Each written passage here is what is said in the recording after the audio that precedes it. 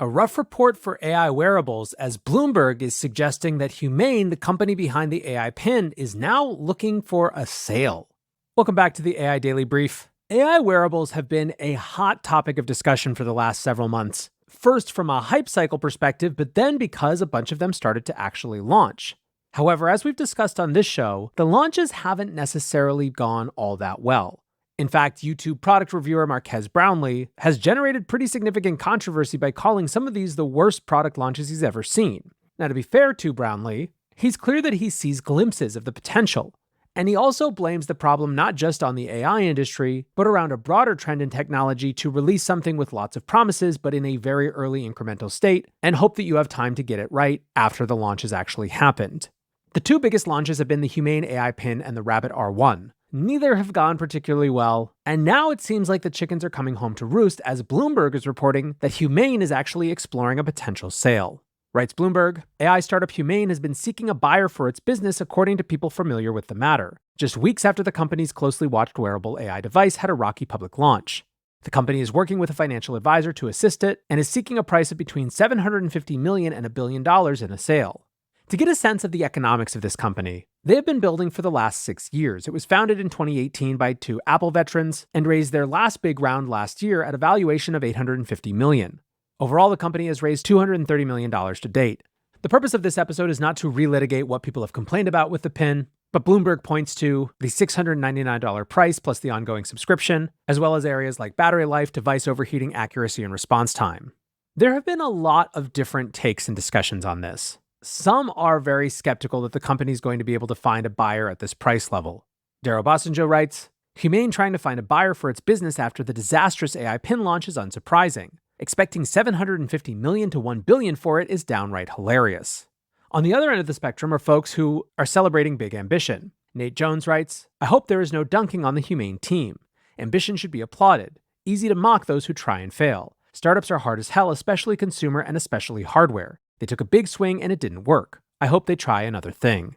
Another line of discussion is about more fundamental issues, whether there is some wrong thinking at the very heart of this set of wearables. Neil Seibart republished something that he had written last November where he said, based on what we see from big tech, voice interfaces are going to be positioned as a crutch for AI-infused interactions and discussions. This is both unimaginative and recycled.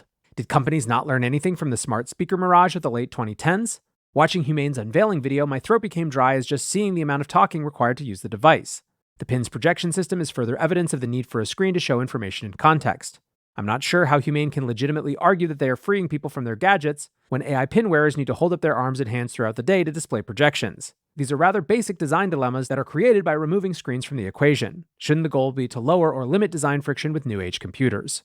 For what it's worth, some of these are similar to the critiques that Marques Brownlee had. The bigger thing that I think is interesting to contemplate, however, is this idea of just how big a deal voice is going to be.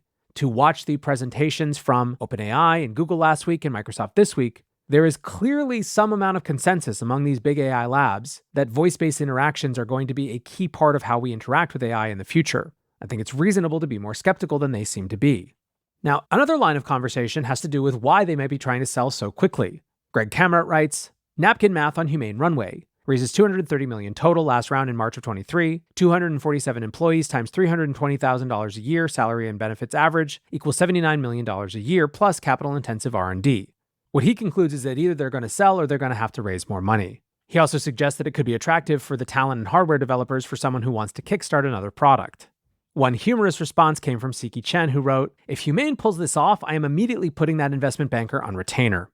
A natural question that follows from this news, if it is accurate and Humane does end up selling, is how much the issues here were Humane specifically, in other words, decisions that they made, specific approaches to their product, versus a larger indictment of the AI wearable space in general.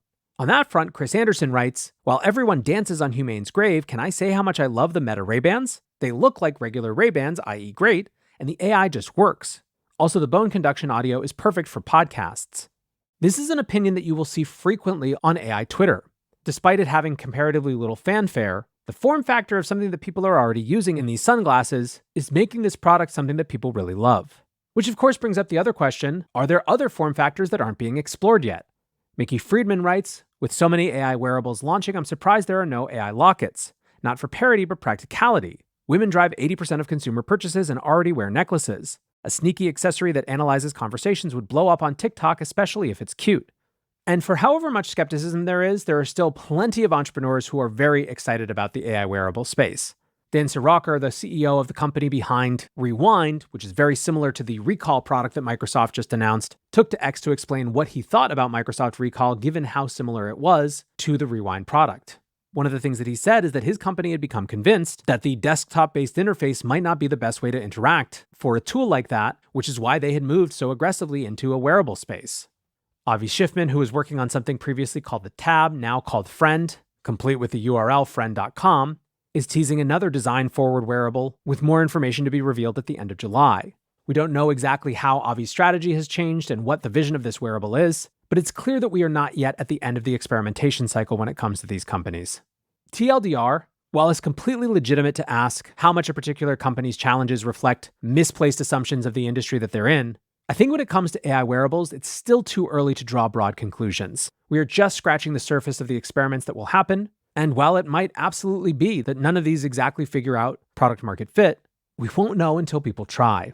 Seems like there's still plenty of appetite to try out there, so I'm sure you will be hearing about it more here on the AI Daily Brief.